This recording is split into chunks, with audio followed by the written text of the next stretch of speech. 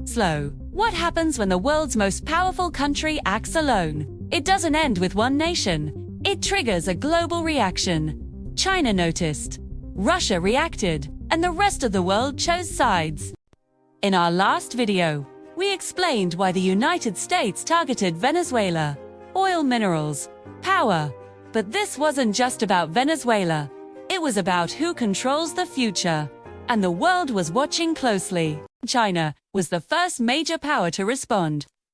Not with soldiers, not with threats, but with money, trade, and diplomacy.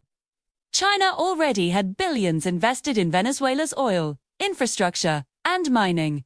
For China, this wasn't politics. This was business and long-term strategy. Venezuela gives China something critical: energy security outside US control. Oil, rare earths, strategic location.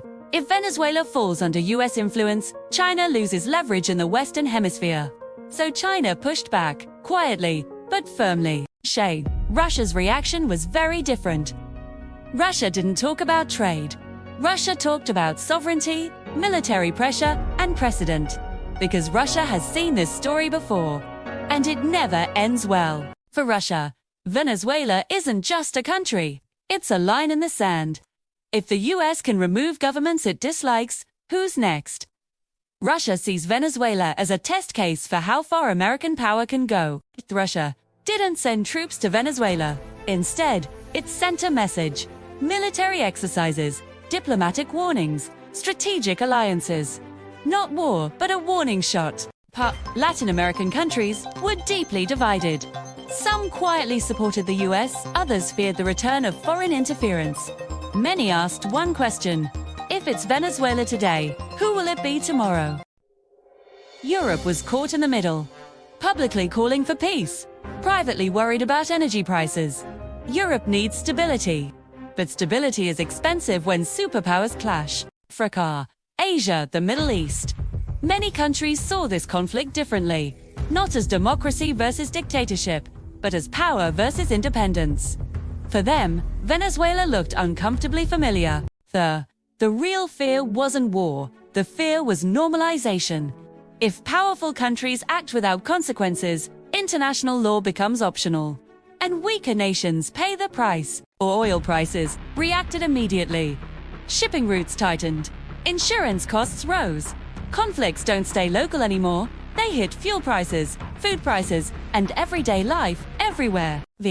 This wasn't just about Venezuela. It was another chapter in China versus USA, the struggle for global leadership. Different systems, different rules, same planet. China and Russia don't always agree. But when it comes to limiting US dominance, they often stand on the same side.